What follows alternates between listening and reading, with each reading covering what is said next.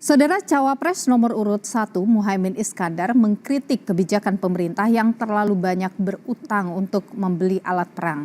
Kritikan ini disampaikan Muhaimin Iskandar saat berdialog bersama petani di Bandung, Jawa Barat. Caimin menegaskan pemerintah lebih baik berutang untuk alat pertanian yang menurutnya berdampak nyata.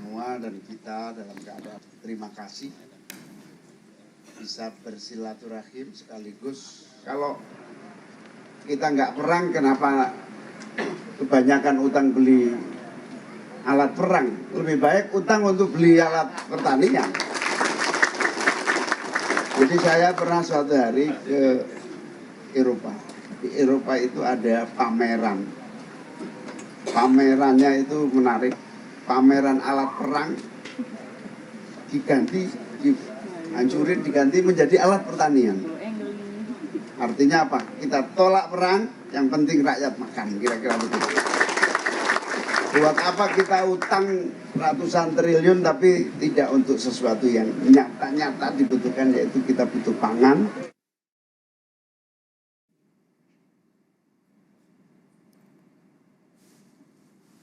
Membahas soal kritik Caimin pada pemerintah yang banyak berutang untuk alat perang, kita bahas saudara bersama dengan juru bicara TKN Prabowo Gibran, Bobi Adityo Rizaldi, kemudian juga ada juru bicara Timnas Amin Sukamta dan Direktur Imparsial Al Araf. Selamat petang Bapak-Bapak, sehat selalu. Selamat petang Mbak Nilo, Mas Aan, Mas Kamta. Ya. Mas Bobi. Saya ingin ke Pak Sukamta dulu ini bicara soal kritikan yang disampaikan oleh Gus Imin ini. Ini memang ditujukan langsung kepada Pak Prabowo Subianto sebagai Menhan. Ya, jadi begini, seorang pemimpin atau kepala negara ini memang harus memiliki prioritas di dalam pembangunan. Karena keterbatasan anggaran, kita punya kebutuhan yang banyak sekali. Celah fiskal kita itu kecil sekali sebetulnya untuk negara sebesar Indonesia. Nah, sehingga slogan Civis Pacem Parabellum, kalau ingin damai harus siap perang, yaitu harus ditempatkan secara bijak sesuai dengan tempatnya. Nah, pertahanan itu tidak selalu melulu soal militer, tidak melulu soal alutsista. Karena model perang sekarang itu sudah berkembang, tidak hanya perang militer, ada juga perang non-militer, ada perang hibrida. Spektrum ancaman juga tidak hanya ancaman militer, tapi juga ada ancaman non-militer dan hibrida. Di dalam Undang-Undang PSDN diatur 3 bentuk ancaman ini. Nah, sehingga ketidaksejahteraan rakyat itu juga merupakan ancaman terhadap ketahanan nasional. Nah, kalau rakyat miskin, itu secara tidak langsung negara akan rentan dan rapuh meskipun alutsistanya kuat gitu. Okay. Nah, sehingga memprioritaskan aspek pertahanan di atas kesejahteraan itu tidak bijak. Karena pertahanan yang paling utama adalah pada sumber daya manusianya. Oke, jadi Pak Sukamta, bukan pada aspek kekuatan fisik militer dengan teknologi alutsista yang canggih saja. Oke, jadi Pak Sukamta, menurut tim Amin ini tidak butuh sekali atau tidak mendesak membeli alat alutsista ini, begitu? Jadi begini, Anies itu, Amin maksudnya, itu akan membuat sebuah term baru. Kalau term yang kemarin itu ada MEF yang akan berakhir, minimum essential cost yang akan berakhir di tahun 2024.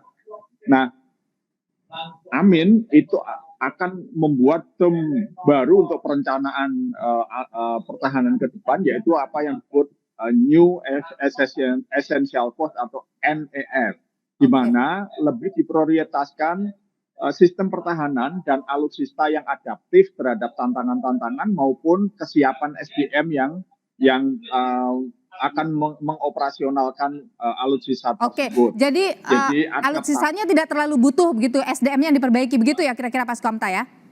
SDM diperbaiki, alutsistanya menyesuaikan terhadap perkembangan yang ada. Tidak harus alat perang itu yang besar-besar dan super mahal, tetapi yang efektif, efisien, adaptif. Di dalam perang Ukraina, perang Palestina ini sudah terbukti. Baik, saya tahan di sana Pak Sukamta, kami tangkap. Coba saya tanya dulu ke Pak Bobi. Pak Bobi, bagaimana kalau menurut Anda? Ya begini Mbak Nilo, sesuai dengan misi visi Asta Cita Bapak Prabowo yang di poin 5, di situ disebutkan secara gamblang bahwa pertahanan terbaik sebuah bangsa itu adalah kemandirian. Nah, kemandirian itu macam-macam, ada kemandirian pangan, kemandirian energi, kemandirian ekonomi, dan semua kemandirian ini memerlukan eksplorasi potensi sumber daya yang ada. Nah, untuk bisa mengeksplorasi kita perlu wilayah yang utuh. Nah, bagaimana Pak Bobi? Baik, militer yang kuat inilah yang salah satunya dengan pertahanan dan keamanan. Dengan orang membuat rumah saja yang paling utama dia bikin pertama kali adalah pasti pagarnya dan pintu rumahnya yang terkunci. Itu oke. yang paling dipastikan bahwa suatu negara yang kuat untuk dia bisa mengeksplorasi kemampuan bangsanya, dia harus bisa mempertahankan wilayahnya dulu. Nah, mempertahankan wilayah inilah kita perlu kekuatan militer untuk menghadapi aneksasi asing. Siapa yang tahu perang Rusia Ukraina? Tidak ada yang bisa memprediksi. Payung yang terbaik adalah payung yang ada saat hujan. Itulah namanya civis pacem parabellum. Nah, Oke. inilah yang dengan misi visi Bapak Prabowo Gibran yang nomor 5 ini, inilah yang paling utama. Jadi Pak Bobi, militer menurut itu hanya Anda ini sebagian kecil. sindiran ini serangan langsung kepada Pak Prabowo atau gimana? Ya, saya rasa setiap paslon pasti memiliki gagasan. Tinggal bagaimana publik melihat skala prioritas. Bom punya militer yang kuat, apa militer yang modal selepetan Oke, aja. Nah, tapi ini kan sindiran satu ini hal yang ditujukan berbeda. ke Pak Prabowo sebagai menhan atau bagaimana kalau Anda lihat?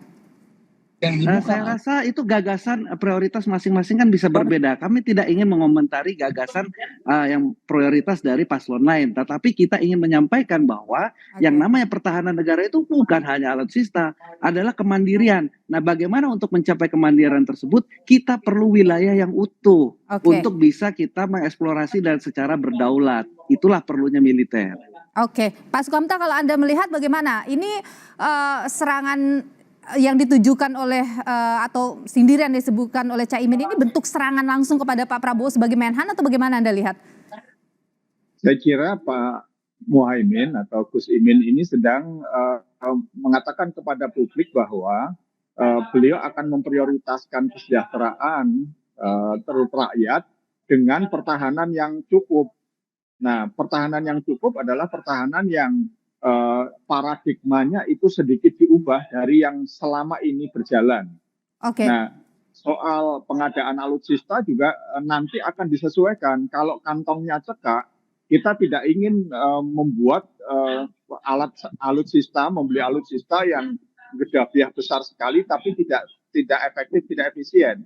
Oke. Perang di Palestina itu membuktikan bahwa Oke. Israel yang punya superior peralatan alutsista bisa dikalahkan tentaranya ya, Oke. bukan siviliannya, oleh Oke. para gerilyawan yang peralatannya itu cukup memadai walaupun tidak jelek-jelek amat gitu. Oke, Nah, baik. Indonesia ya tidak harus menjadi sangat superior, tetapi alutsistanya efektif, efisien, cukup untuk mempertahankan keutuhan wilayah NKRI.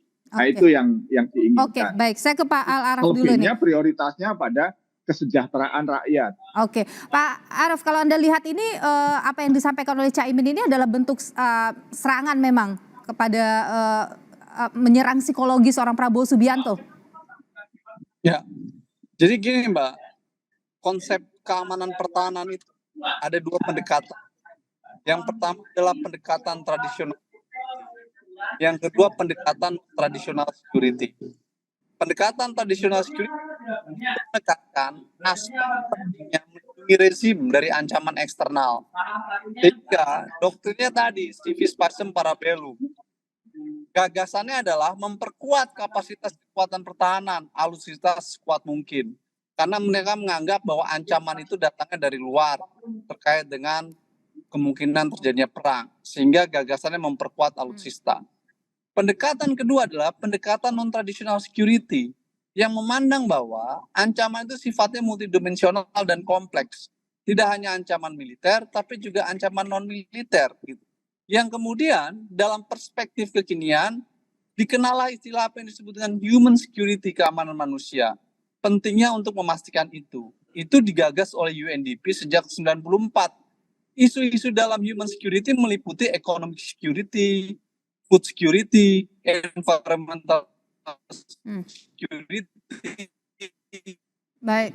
yang dia perspektifnya adalah non-sih. Sehingga pendekatan tentang non-traditional security juga berkembang di banyak negara, Kanada dan lain sebagainya.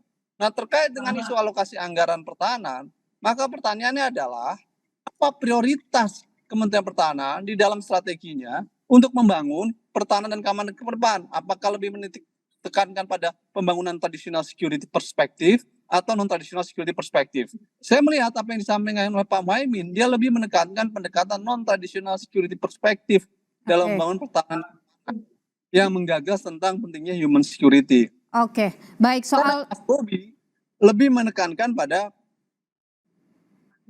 Oke, Mas Araf, kita tahan dulu kalau gitu ya. Kita tahan dulu, kita akan jeda, tapi kita akan bahas lebih jauh ini soal penganggaran ini. Bagaimana Anda memandang penganggaran dilakukan di soal pertahanan kita. Kita akan bahas lebih lengkap usai jeda. Tetaplah bersama kami.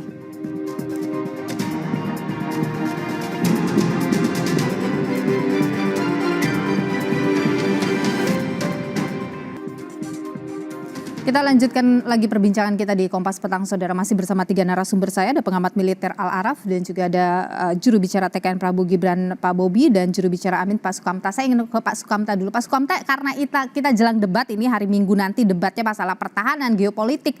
Apakah ini memang serangan kepada Prabowo karena mau debat nanti? Ya nih loh, saya kira konteksnya Pak Muhaimin sedang bicara di depan masyarakat ya, bukan sedang menyiapkan debat. Oke. Kalau ada yang merasa tersinggung, saya kira itu bukan salahnya Pak Muhaimin loh. Oke, jadi bukan serangan karena mau debat bahas pertahanan? Enggak lah, kita nggak mau nyerang-nyerang kok. Kalau Pak Bobi merasa ini serangan tidak sih ke Pak Prabowo? Ya tidaklah. Tidak. Masing-masing kan punya gagasan dan prioritas masing-masing. Itu yang saya bilang. Meskipun singgungannya ini soal pertahanan gitu. Ya makanya kalau nanti Mbak Nilo lihat misi nomor 5 Astacita itu, pertahanan itu bukan hanya alutsista, hanya di situ ada kemandirian energi, ada ekonomi biru, ekonomi hijau, ada sumber daya alam. Jadi militer itu hanya bagian dari pertahanan kita. Oke. Yang utama tadi betul yang tadi disampaikan Mas Aal tadi, bahwa dimensi perspektif pertahanan itu bukan hanya militer saja, itu udah old banget. Oke. Nah, kalau di misi nomor 5 itu jelas disampaikan bahwa pertahanan negara itu adalah bagaimana menuju kemandirian. Oke, tapi Pak Bobi kan disinggung juga itu soal utang banyak untuk ratusan triliun untuk beli alat perang. Padahal kita tidak perang, mendingan untuk yang lain gitu, misalnya untuk beli alat pertanian. Bagaimana Anda melihat itu? Ya, untuk membeli alat pertanian itu ada, sudah alokasinya yang lain. Nah, kenapa kita harus alutsista itu hutang?